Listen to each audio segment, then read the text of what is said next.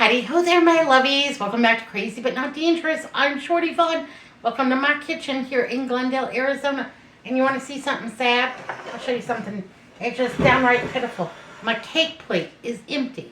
And I've been getting comments from my peanut gallery, Melissa and Andrew. You gonna make something? You gonna fill that up? We're gonna starve to death. They're not gonna starve to death. There's plenty of food in this house. But you would think that they were gonna starve to death. So before there's a revolt, I gotta make a little goodie. And you know that for me, baking is just a necessary evil. So once again, I'm using my 0 sugar brownie mix. What am I gonna make? Well, I'm not making cookies. I'm not making a cake. Heck, I'm just gonna make brownies. But I wanted to make the best brownies that I possibly could. So I looked in my cupboards. I looked in the refrigerator. Saw what needed to be moved on along, what I had. And so today I'm going to be making Mocha Almond Fudge brownies. Hot diggity, I can get behind that baby. So these are pretty common ingredients that most people will have in their house. Could you use a regular brownie mix? Absolutely. You know, find yourself one on sale. There you go. You could use a cake mix. If you're a scratch baker, well, I bet you have a delicious brownie recipe. Just saying. So I'm going to start off with 1 package of 0 sugar brownie mix. I also have 3 tablespoons of very strongly brewed coffee that I have allowed to cool. There we go. I have a little bit of vanilla because, you know, even though I'm sure that there is vanilla in that brownie package, a little bit extra never hurt anybody. Nobody's ever going to complain about it, I don't think. So, you know, just a capful. What is that, a teaspoon? I think that's about a teaspoon. 1/3 cup oil. You could use butter. But for me, right now, where I live, oil is a little bit cheaper per ounce than butter. So I am going, yeah, I'm going to say that that's going to be just fine. If you wanted to, you could also substitute applesauce. You know, whatever. I also have 1 egg. And I didn't want it rolling off the counter. I did not want any mishaps. So, there we go. Hot diggity, 1 egg. Now I'm just going to get this all incorporated. Well, I tell you what, my experiment with my vegetable fruit exchange is going quite well. So yesterday I had a passerby that wanted to trade some of their garden goodies with some of my gigantic lemons. And you would not believe what they brought me. 2 huge bags full of tomatoes, Roma tomatoes from their garden. This is our growing season here in Arizona. And a whole great big bag of jalapenos. That was more than I could ever use. But, oh, man. Anyhow, so I shared those with other neighbors. I gave some to my friend Corey. You know, I just, yeah, hey, you want some tomatoes? You're stopping by. Take some tomatoes with you. Anyhow, so with this huge, there must have been 10, 15 pounds of Roma tomatoes that were all fantastic. So immediately, what I did was get my cutting board up and I just started chopping because this is even more than I could put in my refrigerator. And I'm going to get so I decided I was going to get them dehydrating so I could make a nice tomato powder. I love to make tomato powder. Anyhow, basically you dry tomatoes until they are, you know, crispy and dry. And then you run them through the food processor, zip, zip, zip. And then you are left with a very rich, concentrated tomato powder. And I use that instead of tomato paste. I keep that on hand, usually at all times, if I need just a little bit of tomato flavor in something. Or heck, if I want to make like a quick tomato soup or something like that, yeah, you're going in no time with that. So we're making a quick tomato powder. Anyhow, I'll show you a picture of my bags of tomatoes and my jalapenos. And then there's an upcoming video on making the tomato powder. So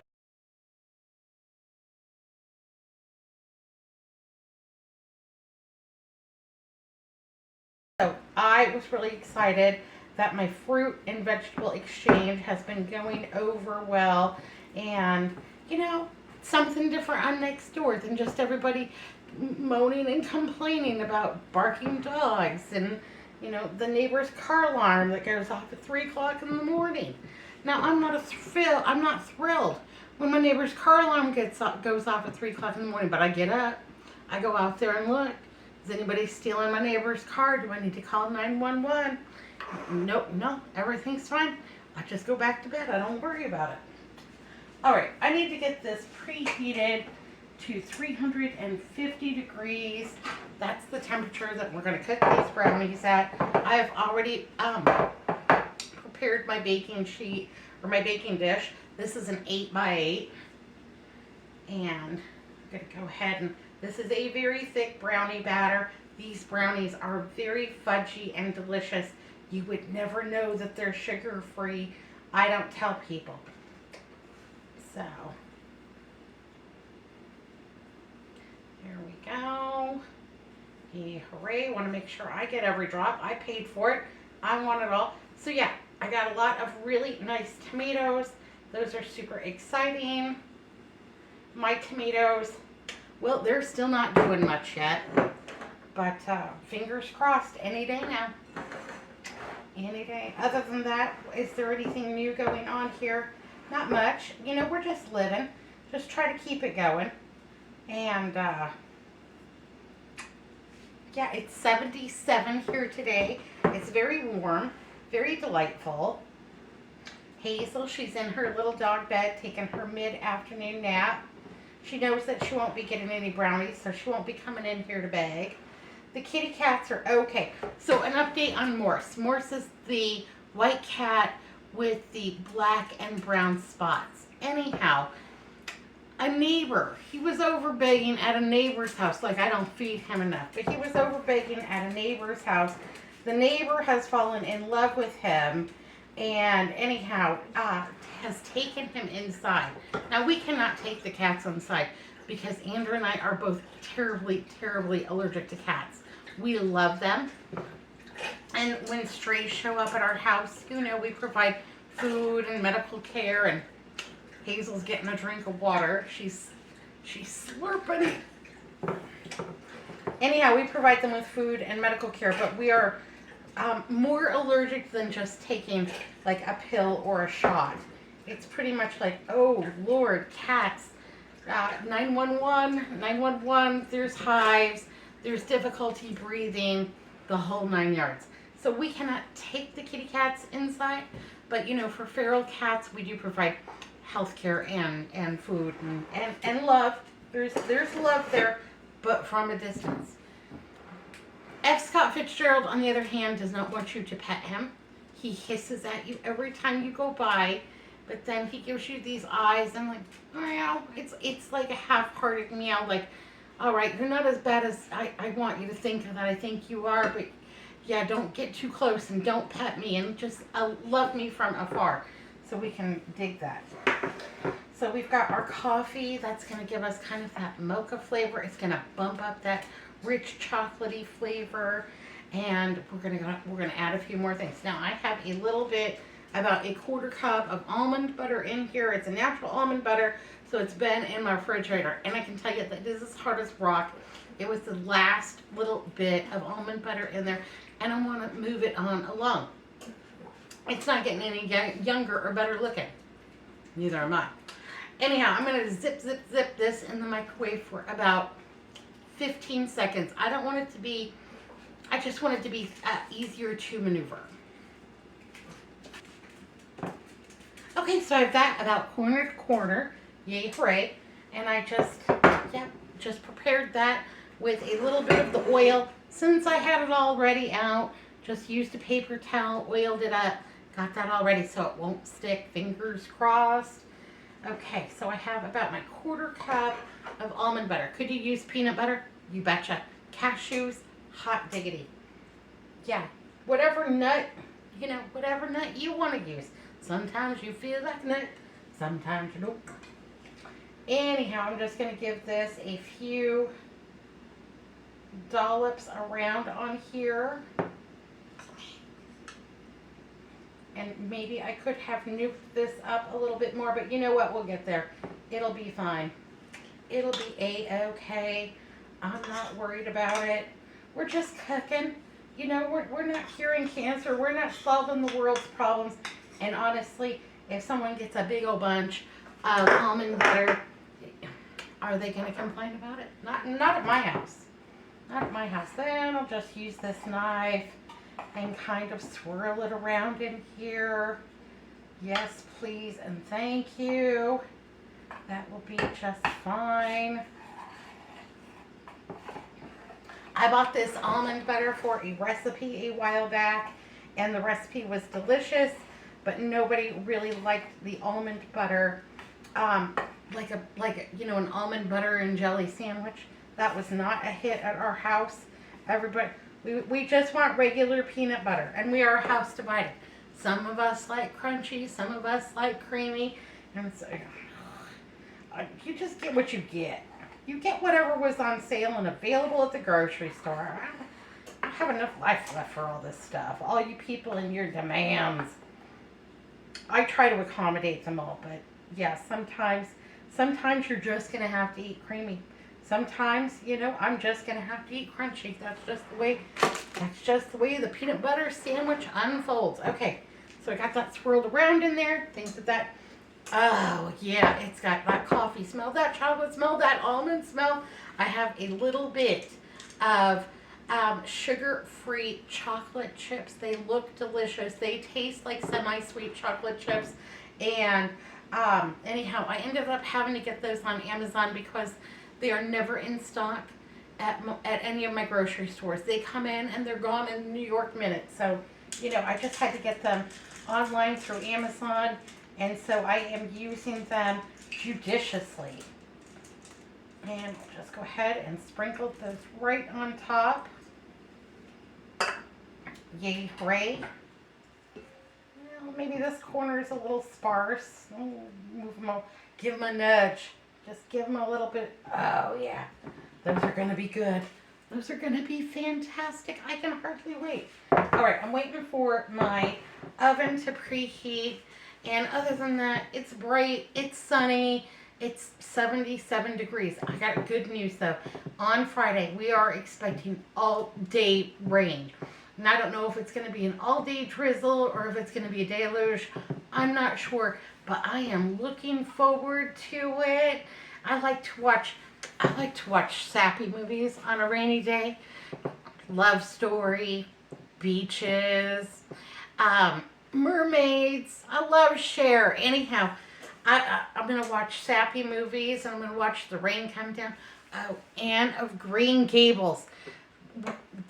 One of my absolutely favorite book series. Lucy Maud Montgomery, what an author.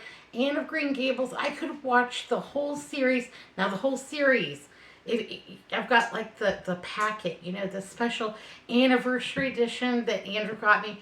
Anyhow, it is like 8.5 hours long, and that's an all-day kind of a rain movie. I love Anne of Green Gables, and Andrew, he just walks by, he's like, I can't believe you're watching that again. Well, then you shouldn't have bought me the DVD set. I used to have it on VHS, but sadly, our VHS recorder is no longer serviceable, and it's gotten too bad. Andrew can't even fix it anymore, so that's a little bit pitiful. Any of you still got VHS?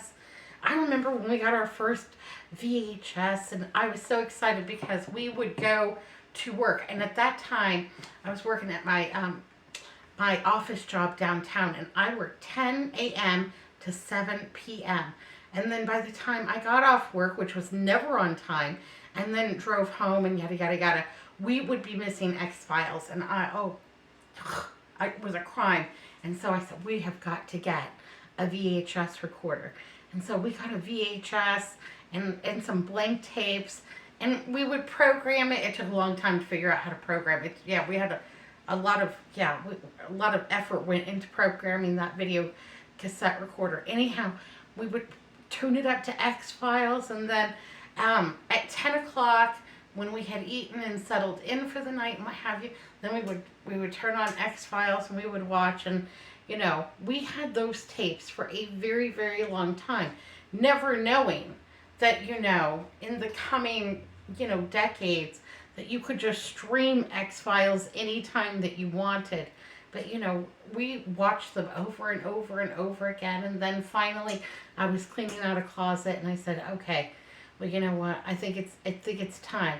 I think it's time that we can get rid of the X-File VHS tapes. You know, we'll go ahead and we had watched them so much, they really weren't even worth donating. There were tapes that were warped and where the signal sometimes went in. Oh, they were bad. So anyhow, those went to, you know, the great video cassette tape, heaven in the sky kind of situation. But yeah. Any of you ever try to program your VCR? What a mess. What a hot mess. Anyhow. And then Andrew would hate it when our clock would just blink 12 after every power outage, and he would get the instruction manual out and sit there and figure out how to set the time back in. And oh Lord, that's almost as bad as being on the automated line over at the Walgreens trying to get my prescription filled. They don't understand my voice, no matter how much and I don't think I have an unusual accent. And I've tried French, Spanish, you know. Yeah, they don't care. They don't understand my voice. And it takes a Christmas miracle to get to an operator. Anyhow. Hurry up, little oven. You can do it. I believe in you. Be right back. We'll get these in the oven. Okay, let's go ahead and get our brownies into the oven. This is an 8x8 pan, so it should take about 26 minutes. And I'm going to set my timer just in case I lose track. It happens. There we go.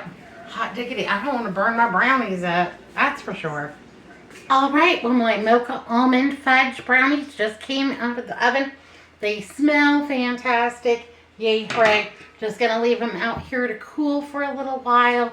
And then we'll cut them, get them all situated on the cake plate. But I think those are a thing of beauty. Of course, you could put regular whole almonds, chopped almonds, whatever kind of nut that you feel like.